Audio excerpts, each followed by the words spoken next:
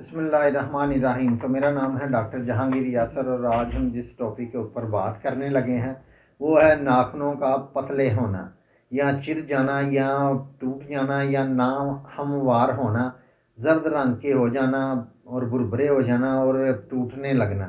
इसके ऊपर हम बात करेंगे, इसकी वजूहात के ऊपर बात करेंगे और आपको कुछ होम्योपैथिक मेडिसिन बताएंगे जिसके इस्तेमाल से जो नाखून चिरने का मसला है या पतले होने का मसला है या टूटने का मसला है, इससे बिल्कुल ठीक हो जाएगा।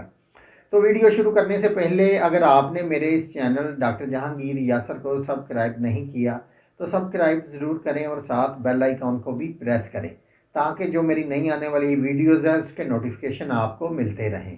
तो बहुत सारी जो ख़वातीन हैं वो अपने नाखूनों की खूबसूरती को लेके, अपनी नाखूनों की खूबसूरती के लिए वो बहुत सारी नेल पॉलिशेस का इस्तेमाल करती हैं, अपने नाखूनों को अच्छी तरह से साफ़ सुथरा रखती हैं, अपने नाखूनों को बढ़ाती हैं। तो उनके जो नाखून हैं बहुत ज़्यादा तंदुरुस्त होते हैं और लंबे भी हो जाते हैं और टूटते भी नहीं। लेकिन बहुत सारी ऐसी ख़वातीन हैं वो भी चाहती हैं कि उनके नाखून बड़े हों, खूबसूरत नज़र आएँ, लेकिन ऐसा नहीं होता क्योंकि उनके जो नाखून हैं ये चिर जाते हैं, टूटने लगते हैं, जर्द हो जाते हैं, ऊपर ये लकीरें सी बन जाती हैं और भद्दे से और खूबसूरत नज़र नहीं आते, जिसकी वजह से उनके हाथ की जो खूबसूरती है बहुत ज़्यादा ख़त्म हो जाती है। और बाज़ ख़वातीन के जो नाखून है ये उनके गोश्त के अंदर बिल्कुल धंस जाते हैं, जिसकी वजह से उनको बहुत ज़्यादा तकलीफ़ होती है। कौन सी वजूहत होती हैं जिसकी वजह से जो नाखून है ये चिर जाते हैं या पतले हो जाते हैं या टूटने लगते हैं? तो पहली जो इसकी वजह है वो है चंबल की वजह से। चंबल की वजह से भी नाखून ये चिर जाते हैं या टूटने लगते हैं या पीले से जर्द हो जाते हैं।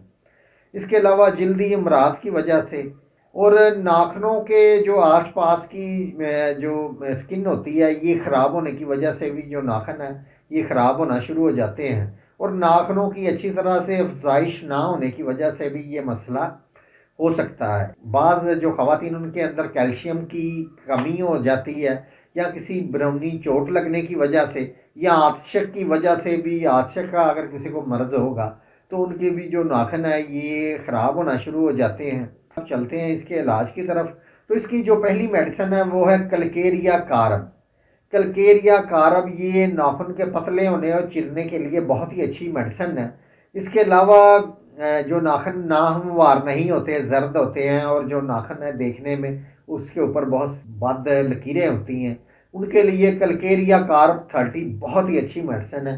ये आपने 30 पोटेंसी के अंदर लेनी है। इसके आपने 2 से 3 कतरे आधा घूंट पानी के अंदर डाल के दिन में 3 दफ़ा आपने इसको इस्तेमाल करना है।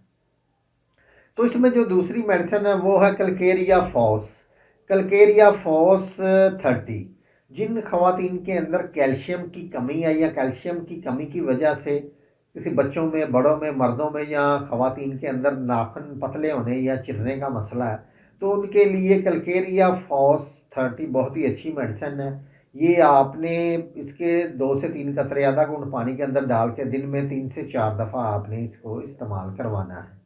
तो इसकी जो तीसरी मेडिसिन है वो है सलीशिया।